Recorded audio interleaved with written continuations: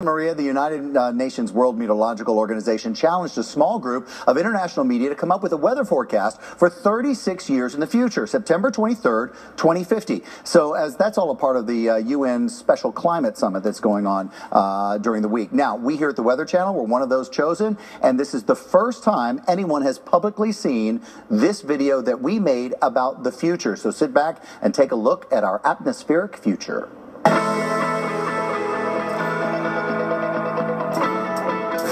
Good morning, and thanks for joining us. I'm Sam Champion, and welcome to the Weather Channel. It's Friday, September 23rd, 2050, and here's a look at today's top stories. Hurricane Kyle is tracking way offshore, but still, Miami's South Beach is underwater.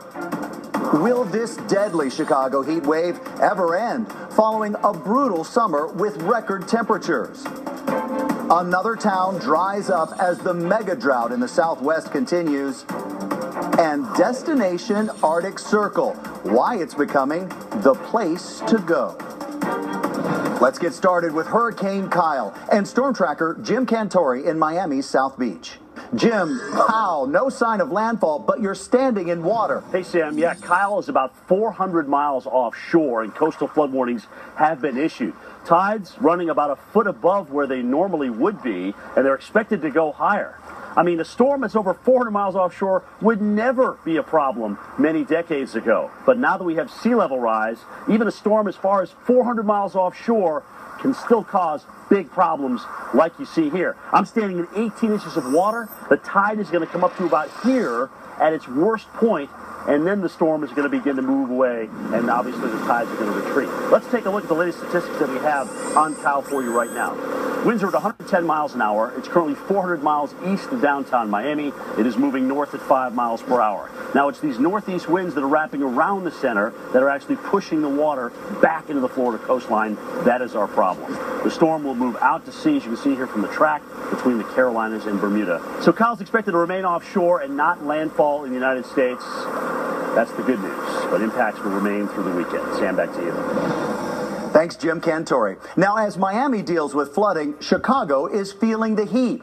Ironically, this is the first full day of fall, and this is day 5 of triple-digit temperatures. This late-season heat wave puts us on pace for the hottest September on record.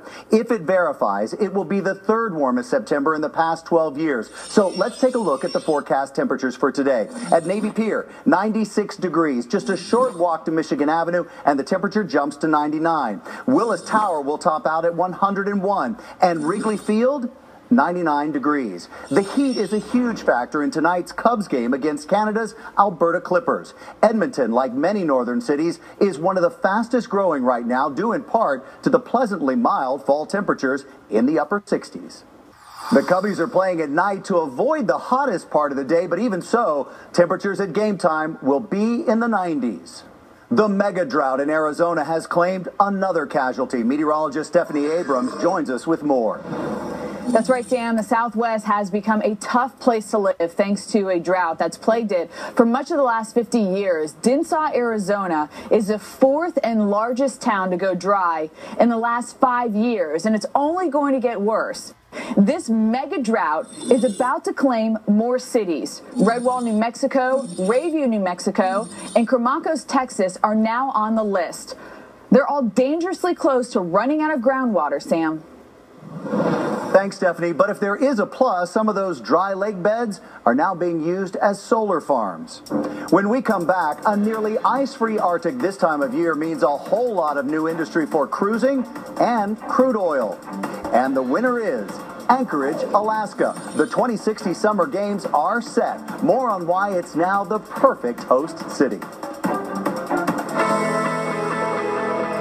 Technically beautiful, some interesting topics. Stephanie Abrams, if you have questions for us you want to talk about, use our hashtag WXChannel2050. Stephanie?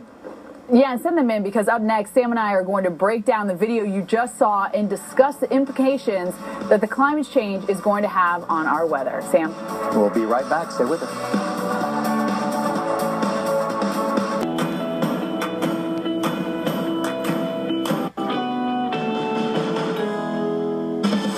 We just offered up a forecast for 2050 right here on the Weather Channel. It's 49 minutes after the hour today. In our last segment, the United Nations asked us to, as part of its climate summit this month, challenged us to develop the future forecast. And the video we produced included storm tracker Jim Cantore covering a hurricane named Kyle that was flooding Miami, even though it was still 400 miles offshore. Stephanie Abrams is also a part of that video. She joins me live. And Stephanie, let's talk about some of the things that we put in this video and why we put them there. So the potential that a storm 400 miles offshore could still push floodwaters well into Miami, we're not far off that today. No, we're not at all. If you think about it, let's go back to Katrina, Sam. And everyone thought when we were putting out the advisories that we could see 20, 30 feet of water. We're thinking, there's no way that could happen. There was no way that could happen. Well, guess what? The surge from Katrina was 28 feet. That's how high it got. So for us to say that this couldn't happen is really just being ignorant, I feel like, at this point. Yeah, I agree. And you know, I spend a lot of time in the area that is known as Miami Beach. And in any given day, on a regular dry day, you can walk in the street, and in the drained sewers, you can see them full to street level and watch the water pulsing in and out on a dry day. Yeah. That's how high the water already is in those areas.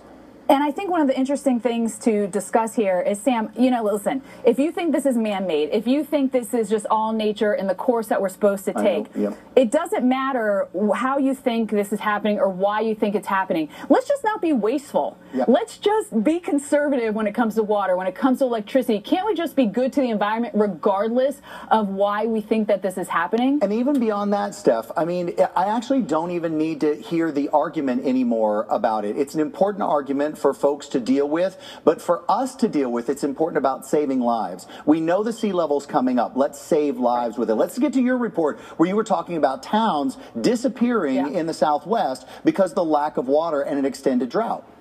Okay, we don't even have to wait till 2050 for this to happen. If you look right now, Sam, this is already happening. This is current day. I looked right before we came on air. I looked at California. Over 50% of the state of California is in an exceptional drought. That is the worst drought possible. Over 50%. If you factor in the exceptional and the extreme, which is just below exceptional, it's something like 80% of the state. So this is already happening. Yeah, and we've also seen that prolonged drought. And we just saw forecasts come out that talk about that drought maybe extending for 10 years, could be as long as 30 years. So, Powell, we're right there up next to the forecast that we just put out.